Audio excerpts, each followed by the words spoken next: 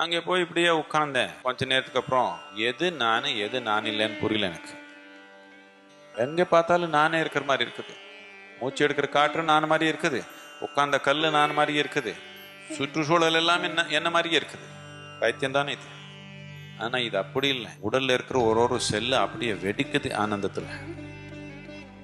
இது என்னமோ நடக்குதே, இது என்ன இன்னும் காரணம் மனத்துல இப்படி என்ன நடக்குதுன்னு கேட்டா என் மனம் சொல்லுது, உனக்கு ஏதோ பைத்தியம் பிடிக்குதோ என்னமோ.